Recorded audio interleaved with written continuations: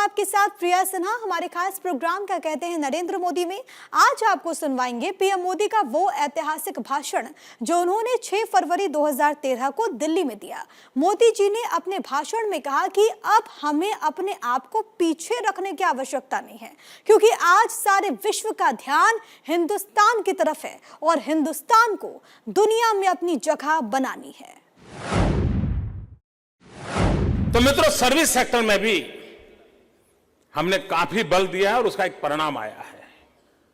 मित्रों, एक एजुकेशन का क्षेत्र देख लीजिए। जब 2001-2 का काल था तब मेरे गुजरात में 11 यूनिवर्सिटीज थी। Today we have 42 universities. और मैं यूनिवर्सिटी जब कहता हूं तब we are first in the world where we have a forensic science university. मित्रों, आज पूरी दुनिया में क्राइम वर्ल्ड ने रूप बदल दिया है। हॉलैंड में बैठा हुआ बच्चा हैकिंग करके आपकी बैंक में से सारे रुपए उठा के ले जा सकता है। साइबर क्राइम बढ़ता चला जा रहा है, इकोनॉमिक ऑफेंस बढ़ते जा रहे हैं। उन सारी दुनिया में से अगर हमको कोई व्यवस्था खड़ी करनी है तो forensic science is only way. और दुनिया में कहीं पर भी फॉरेंसिक साइंस यूनिवर्सिटी नहीं है। We are the first in the world. और आज इजराइल, जो कि सिक्योरिटी की दुनिया में बहुत बड़ा माना हुआ नाम है, ऑस्ट्रेलिया है, कनाडा है, दुनिया के समृद्ध देश ये हमारी फॉरेंसिक साइंस यूनिवर्सिटी के साथ जुड़ करके उसके डेवलपमेंट के अंदर हमारे हिस्सेदार हैं। और ग्लोबली हमने अपना एक रेपुटेशन प्राप्त किया है। मित्रों, हिंदुस्तान में गुजरात एक पहला राज्य है जिसने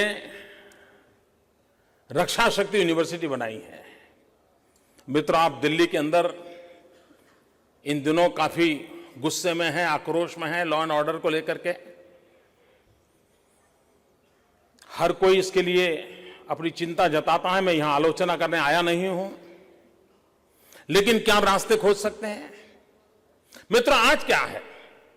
आज लॉ एंड ऑर्डर सिचुएशन के स्थिति में कहा आता है तो ज्यादातर क्या होता है, हमारे यहां जो पुलिस का रिक्रूटमेंट है वो कैसे होता है? बॉडी की साइज पे होता है। अगर वो 6 फुट का है तो उसकी भर्ती हो जाती है।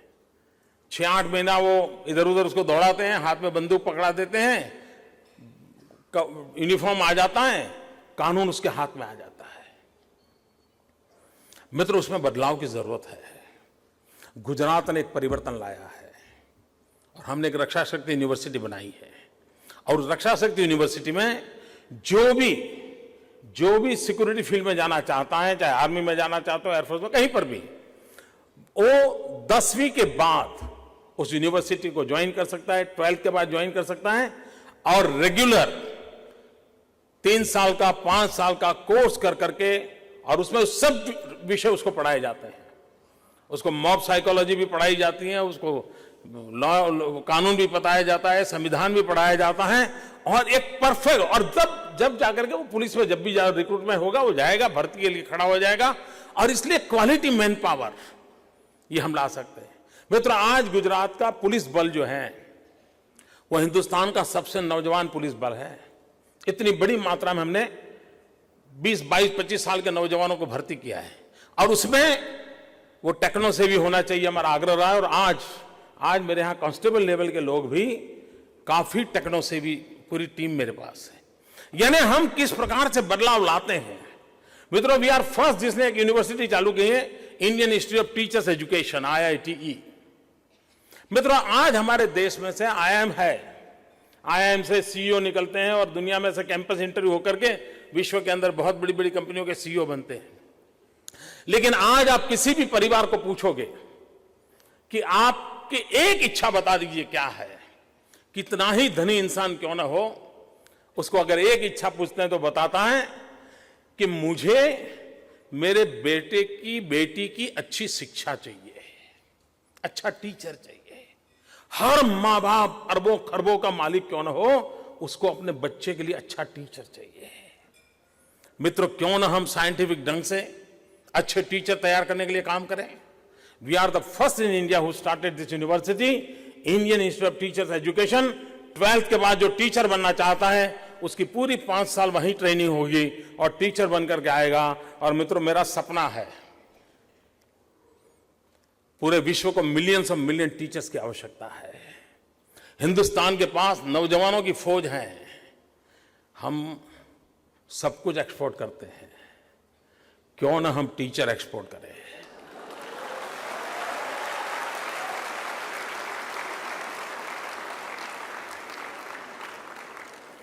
और मित्रों, मैं साफ कहता हूं, एक व्यापारी जाता है दुनिया के देश में, कोई माल एक्सपोर्ट करता है या व्यापार करता है, तो वो डॉलर और पाउंड पर कब्जा करता है। लेकिन एक टीचर जाता है तो पूरी पीढ़ी पर कब्जा कर लेता है जी। ये ताकत होती है। मित्रों, भारत ने उस रूप में देखना चाहिए चीजों को, इस विजन के साथ देखना चाहिए। हमने अपने एक कोने में अपने आप को फंसाए रखने की आवश्यकता नहीं है। उसी प्रकार से मित्रों, दूसरा है हमारा इंडस्ट्रियल डेवलपमेंट। इंडस्ट्रियल डेवलपमेंट के सेक्टर में ये बात सही है मित्रों कि हम इसलिए पिछड़ रहे हैं कि हमने टेक्नोलॉजी अपग्रेडेशन में ध्यान नहीं दिया। मित्रों, एक समय था गुजरात में अहमदाबाद मैनचेस्टर ऑफ इंडिया कहलाता था। कपड़े की मिलें इतनी बड़ी मात्रा में थी, जहां भी देखो आपको कपड़ों की मिलों की बहुत बड़ी बड़ी चिमनियां दिखती थी। वो पूरा उद्योग नष्ट हो गया आज से 30-40 साल पहले। कारण क्या? क्या लोगों को कपड़ों की जरूरत नहीं थी क्या? जरूरत थी, मार्केट तो बहुत बड़ा था। लेकिन टेक्नोलॉजी अपग्रेडेशन करके कॉम्पिटिटिव वर्ल्ड के अंदर खड़े रहने के लिए जो परिवर्तन की जरूरत थी वो नहीं कर पाए। मित्रों, हिंदुस्तान को दुनिया की बदलती हुई चीजों में अपनी जगह बनानी है, तो इस बात को हमने देखना होगा। हमने टेक्नोलॉजी अपग्रेडेशन इज मस्ट। मित्रों, आज सारे विश्व का ध्यान हिंदुस्तान की तरफ है। क्यों? क्योंकि उनको लगता है कि हिंदुस्तान एक बहुत बड़ा बाजार है। सारे विश्व को लगता है कि यहां पर हम हमारी चीजें डंप कर सकते हैं, हम हिंदुस्तान के अंदर बड़े आसानी से माल बेच सकते हैं। मित्रों, समय की मांग है कि हम तय करें कि हम पूरे विश्व को बाजार बनाएंगे और हम मैन्युफैक्चरिंग सेक्टर में लीड कर करके दुनिया के बाजार में हमारा माल डंप करेंगे।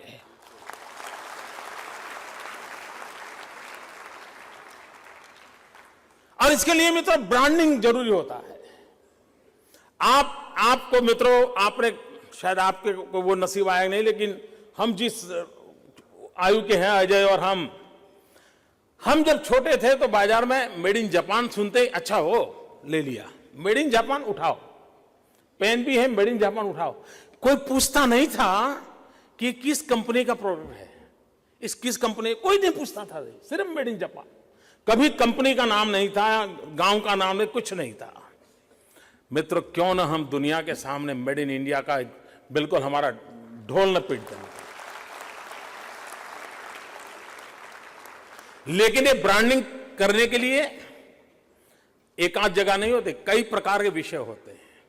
अब देखिए, अभी इन दिनों आप में से किसी को जापान जाने का अवसर मिला हो, मैं अभी मेरे यहां चुनाव के पहले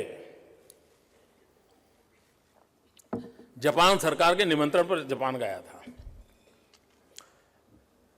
2012 अगस्त सितंबर में मैं हैरान था।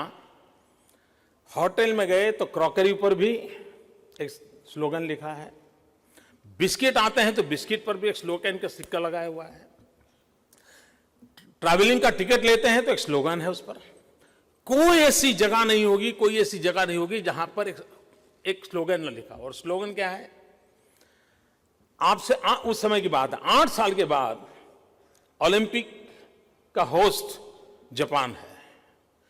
8 साल के बाद ओलंपिक होने वाला है, उसकी तैयारी और उसका एनवायरनमेंट क्रिएट करने के लिए हर जगह पर we are waiting for Olympic, we are ready for Olympic, be ready for Olympic.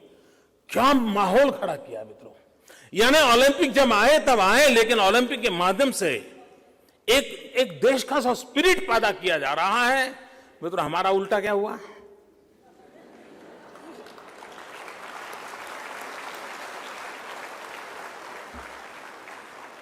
मित्रों, दुनिया इन अवसरों को किस प्रकार से उठाती है?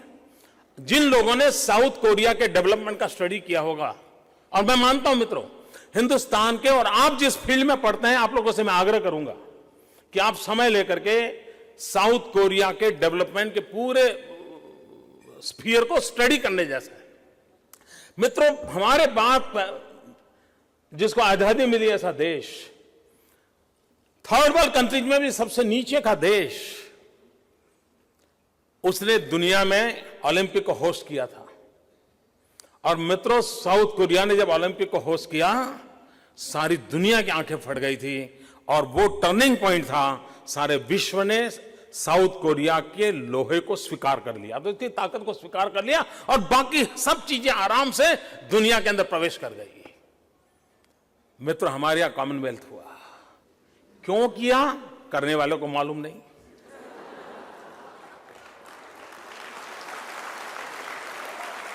मित्रों, 100 करोड़ का देश एक इवेंट से पूरे देश का कैसे ब्रांडिंग कर सकता है। और मित्रों, ग्लोबली अगर आपको देखना है तो करना पड़ता है। और उस अर्थ में मैं कहना चाहता हूं, मेरे गुजरात का vibrant Gujarat global investor summit, मैं जब अंदर आ रहा था, मैंने जैन साहब को पूछा, नौजवान क्या सुनना चाहते हो? जो विषय उन्होंने कहा वो मैं भी बोलना चाहता हूं। उन्होंने कहा, भाई आपका ग्लोबल रिलेवेंस हमें समझाइए। मित्रों, आपको आज जान करके खुशी होगी मित्रों, मैं दिसंबर एंड तक चुनाव में बिजी था। लास्ट वीक ऑफ दिसंबर मेरा शपथ हुआ और जनवरी 11 को मैंने वाइब्रेंट समिट ऑर्गेनाइज किया। मेरे पास 10 दिन थे और मित्रों, मुझे उस मेरी टीम की एफिशिएंसी के लिए और चीजों को इंस्टीट्यूशनलाइज करने का क्या परिणाम आता है, गर्व से कहता हूं, मुझे 121 कंट्रीज वेर देयर।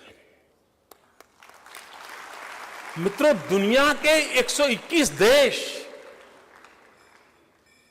एक ही रूप के नीचे हो और हिंदुस्तान का इंडस्ट्रियल वर्ल्ड का हुज जिसको कहें, सबके सब वहां मौजूद थे। एक प्रकार से 50% GDP of the country was under one roof.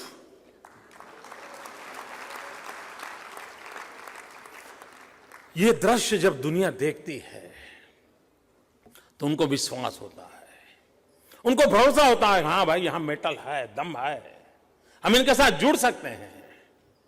और एक बार हमारा प्रभाव चल पड़ता है, फिर कोई रोकने वाला नहीं होता है। मित्रों, आज ये बेनिफिट गुजरात को मिल रहा है और गुजरात हिंदुस्तान का एक वो इलाका है जो हिंदुस्तान की सेवा कर रहा है। ये कोई गुजरात की जेब में नहीं जा रहा है, देश की भलाई के लिए जा रहा है। अगर हम मेहनत कर करके नमक पैदा करते हैं तो आप में से कोई नहीं होगा जिसने गुजरात का नमक न खाया हो।